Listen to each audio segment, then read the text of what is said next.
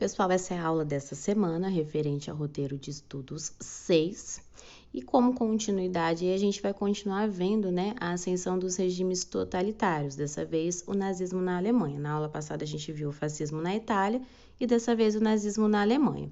E a habilidade, continua sendo analisar o papel histórico das instituições sociais, políticas, econômicas, associando-as às práticas dos diferentes agentes e às forças sociais.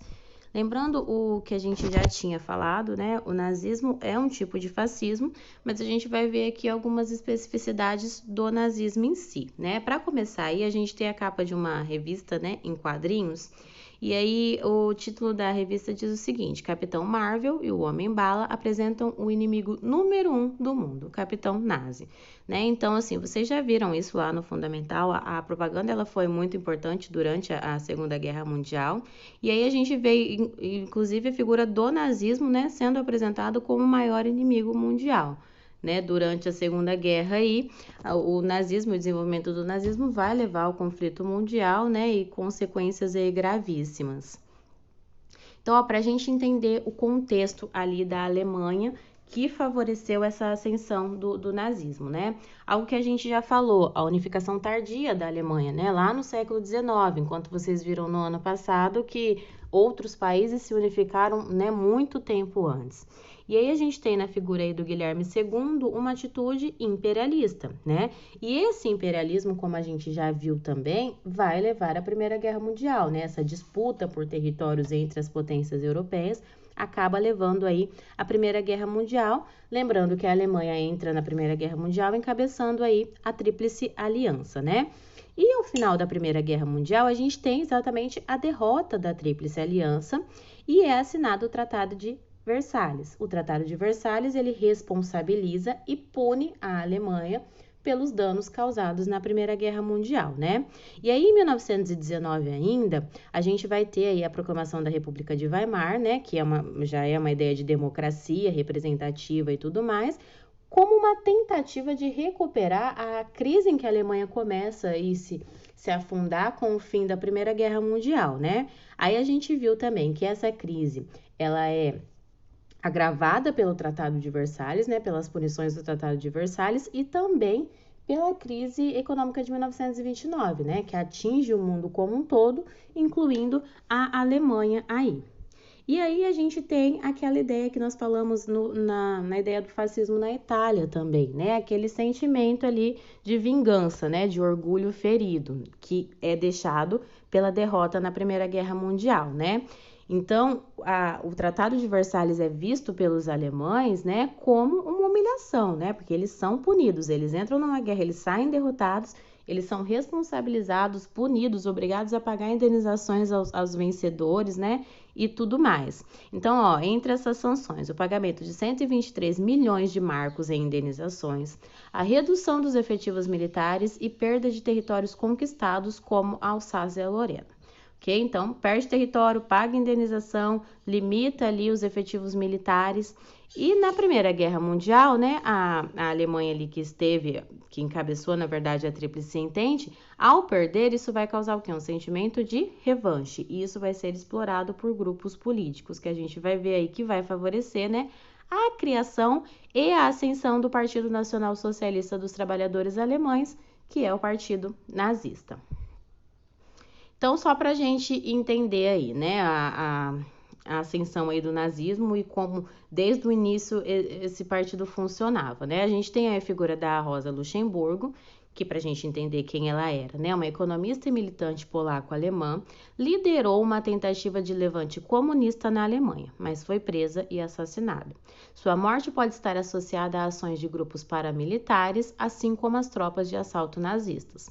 As SA tinham como alvos principais os socialistas, comunistas e judeus. O episódio impulsionou a adesão das elites alemãs ao nazismo. Então, é exemplo, do que a gente viu lá no fascismo italiano. Aqui havia um grande temor de que, com a crise, isso acabasse favorecendo a ascensão do comunismo, como aconteceu na Rússia, Então, a gente tem aqui as elites com medo de que os trabalhadores fizessem uma revolução e assumissem o poder, como foi feito na Rússia lá em 1917. Então, com isso, com a perseguição, né, que os próprios nazistas se colocam aí aos comunistas, isso vai fazer com que as elites alemãs apoiem o nazismo, né? E só para a gente entender, a SA foi criada em 1923 como uma força paramilitar nazista. Sua atuação se dava através de práticas de terror contra os inimigos do nazismo, né? Fica bem claro aqui que o nazismo não aceita a presença de inimigos, nem críticas, nem discordância desde o início aí, né? Desde a sua criação.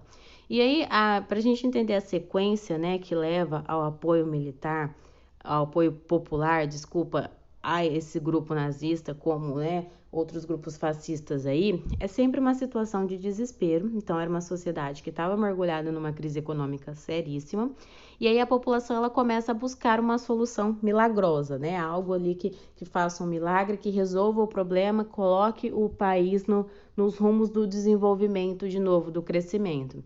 E aí surge alguém com um discurso totalmente diferente, né? Como a gente falou ali, quando a gente falou do fascismo na Itália, uma terceira via, né? Não era nem o liberalismo, nem o comunismo, era uma terceira opção totalmente diferente. E aí a população fala, não, peraí, vamos apoiar isso, porque se nada deu certo até agora, isso vai dar. E aí a gente vai ver que as consequências disso são desastrosas, né? Aí a gente vai ter aí uma tentativa de golpe, né, por parte dos nazistas contra a República Alemã, e tudo isso aí vai levar o Hitler a ser preso, né, porque ele é um dos participantes aí dessa tentativa. E aí lá na prisão, ele vai escrever o livro dele aí, o Mein Kampf, né, que é Minha Luta, que vai conter todos os princípios da ideologia nazista que vão ser colocados em prática posteriormente, né? Então, para a gente entender, a ideologia racista, né? Ela estava baseada na raça ariana, né? Então, para o Hitler, a raça ariana era uma raça superior, né, em relação a todas as outras, e os alemães eram descendentes dessa raça. Como eles eram superiores, eles tinham o direito o quê? De subjugar os demais, né? O antissemitismo, que é a aversão aos judeus, que aqui a gente já vê, né, esses dois princípios aqui como diferentes do fascismo na Itália, por exemplo. O anticomunismo, né, a ameaça comunista ali se torna um perigo. E a ideia do espaço vital, né, que vai levar de fato aí à Segunda Guerra Mundial, né? Então, a realização plena do povo alemão ocorria pela conquista de territórios. Então, essa conquista de territórios vai levar ao conflito aí, né? Essa política expansionista aí por parte do Hitler. E aí, para a gente entender, a gente tem aqui um gráfico, né, em relação ao desemprego na Alemanha, né, devido exatamente à crise. Então, a gente vai ver que nos anos aí em que o desemprego mais começa a crescer, né, entre 31 e 33 aí, na verdade 32 e 33 o maior crescimento, é exatamente o ano em que o partido nazista chega ao poder, né? Então, aquilo que a gente falou, a própria crise ali, a busca por uma solução faz com que a população apoie o partido nazista. Inicialmente aí a gente vai ter o quê? Uma queda no desemprego. E com isso, né, o que o nazismo quer mostrar? Que ele de fato é uma solução para os problemas da Alemanha. A ascensão do nazismo, né? Em 1924, a gente tem a retomada da economia alemã com a ajuda de capitais ingleses e norte-americanos. Mas aí, em 29, a gente tem a crise que faz com que nem ingleses nem norte-americanos consigam mais ajudar a Alemanha aí. Então, né, mergulha aí nessa crise mesmo. O Partido Nazista, em 1933, tem a maioria no parlamento alemão e o Hitler, ele é nomeado chanceler, né, chefe de governo ali da Alemanha. Ainda em 1903, Hitler proclama a criação do Terceiro Reich, né, que seria aí o Terceiro Império, que ele considera que o Império Romano e o Império Napoleônico os maiores da história, e o terceiro seria aí o Império Nazista, né? Então, para vocês terem ideia aí da ideia de grandeza que o Hitler tem em relação aí à Alemanha, né? As primeiras medidas, então, é a criação da Gestapo, né, que é uma polícia política, e isso vai resultar claramente na perseguição a qualquer oposição, aos cientistas, aos artistas e aos ex-companheiros. Então, mesmo quem no início apoiou Hitler e deixou de apoiar, passa a ser perseguido, né? No regime nazista não tem espaço para nenhum tipo de crítica ou discordância. Então, o terceiro Reich, né? Em 1934, a gente vai ter a morte aí do presidente, e aí o Hitler vai lá e assume como Führer, né? Que seria um guia, um líder. Lembrando que a figura do governo, né? Nesses regimes fascistas, eles têm praticamente aí eles são vistos quase como deuses, né? Pela população. Então, não é simplesmente um governo, é alguém realmente ali escolhido para guiar, para liderar a nação, a grandeza. Em 1935, começam as perseguições aos judeus, né, com as leis aí que proibiam, por exemplo, o casamento entre judeus e alemães, né, e a própria isolamento dos judeus em guetos e tudo mais. Em 1936, uso político dos Jogos Olímpicos de Berlim, então a Olimpíada seria lá o grande momento para mostrar que os arianos eram superiores e ganhariam tudo. A gente já viu lá no 9º ano que as coisas não saíram exatamente como Hitler queria, né? O estímulo à indústria de base, às grandes obras públicas, né? Para tudo isso diminuir o desemprego e aumentar a popularidade do Hitler.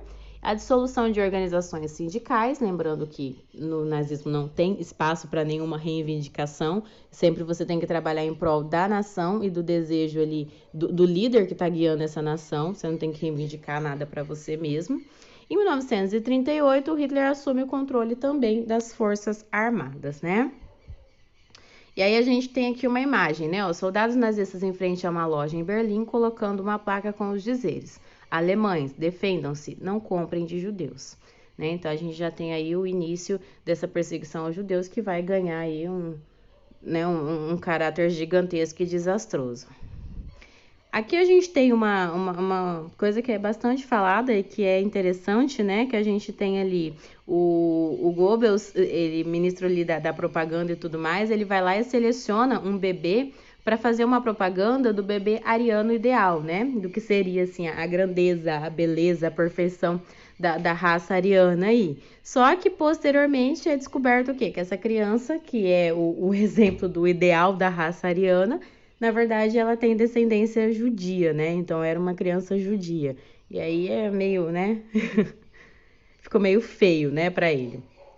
E aqui eu coloquei, gente, alguns links para vocês aprofundarem mais o assunto sobre isso, tá? Então, sobre o nazismo, sobre a República de Weimar em si, sobre a biografia da Rosa Luxemburgo, né? E a forma como o nazismo lida com isso.